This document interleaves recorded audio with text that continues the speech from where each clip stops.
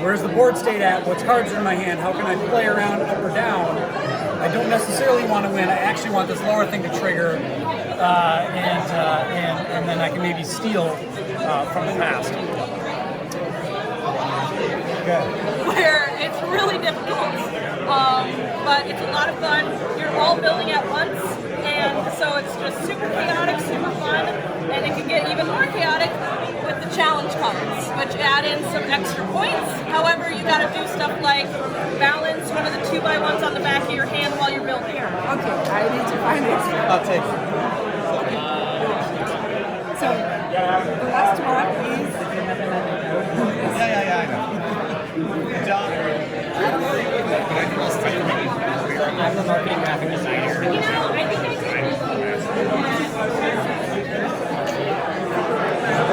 And finally, the last mini game is the water zone.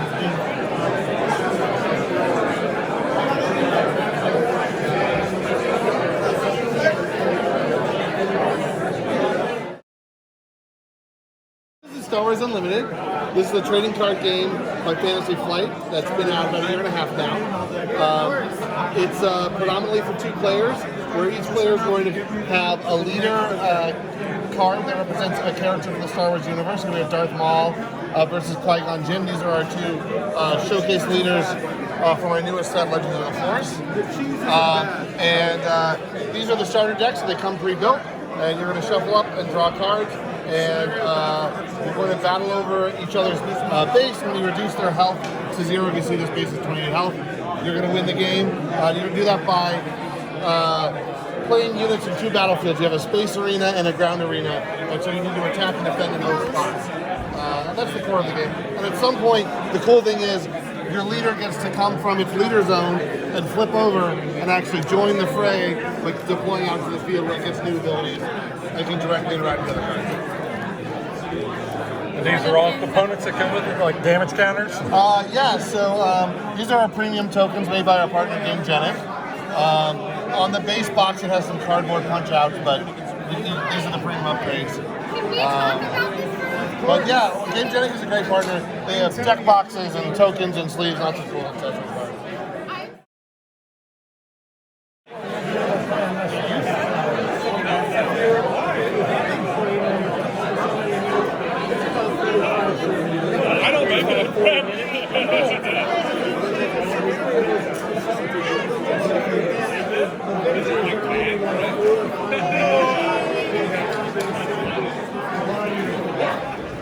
Do they have to, how many, do I have to keep them together at all or no?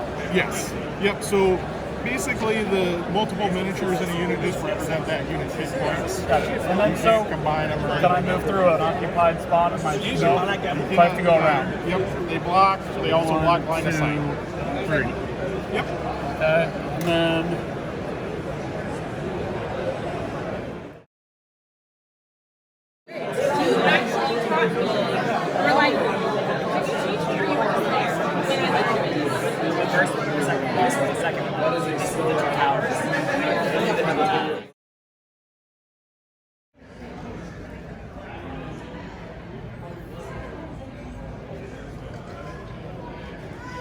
This is a cooperative trick-taking game. So this game is played in a series of chapters. There's 18 chapters in the main game. These chapters will each give you kind of a little setup that has a little flavor text that follows the narrative of the Fellowship of the Ring. So, and each one will give you a selection of characters to pick from for your party. So, say we were doing a 3-person run-through of the first chapter, right? There would be these 4 characters to select from. So, also listed on this card are some required characters for each scenario. So, for our purposes, Bilbo and Frodo are required characters. So 2 of us will have to play these 2 characters, and then the 3rd will have their option of one of these 2. So the 4th will be unused, and we won't worry about them for the purposes of the game. So, how we win is any characters that we select, so say we select these 3 characters, between the 3 of us, we will have to achieve all 3 of these goals. So each person will be assigned 1 character. So, one person will have Frodo, 1 person will be Bilbo, 1 person will be Pippin. and then we will be personally responsible for our character's objective. So you will have to win 3 tricks as Bilbo. Frodo will have to win 4 or more cards, ring cards, and then Pippin, whereas Pippin will have to win the fewest number of tricks, right? And so if, as a group, at the end of the round, we have completed these 3 objectives for our characters, we will then get to advance on to the next chapter. So the chapters will get increasingly more difficult as we move along, but it starts off pretty simple with just 4 characters and pretty simple win objectives for each character. So if you'd like to, we could actually play through a 3-person demo and kind of get an idea for how the game plays. So to get a feel for what the deck looks like, you can see these cards here. There are 5 suits. They go 1 through 8 for the first 4, and then the ring suit goes 1 through 5. So there is no trump in this game. All suits are created equal. The only special card is the 1 ring card. This card is kind of what you might consider the only trump card in the deck. So this card will always belong to Frodo. So when we deal out cards, someone will have this card in their hand, and that person will say, I have the 1 ring, and they will become Frodo for the round. So when this card is played, basically when Frodo plays it, they can say, I would like to play this as a trump card, and automatically win the hand, or they can play it as a normal card, in which case it will function like any other card in the deck. So it's an optional trump card for Frodo. So I'll put all these cards together and I'll shuffle them all up. This game follows very simple trick-taking etiquette, right? If someone leads a suit, everyone must follow suit if they have it in their hand. If not, they can throw whatever suit they'd like onto it. But if you play off suit, you cannot win the hand by any means. So another special rule about the ring cards is, I don't know if you two have played Hearts, but a similar concept where you cannot lead a ring card until rings have been broken, very similar to Hearts. So this is what this token indicates. When rings have been broken, you'll flip that over to indicate you can now lead a ring card.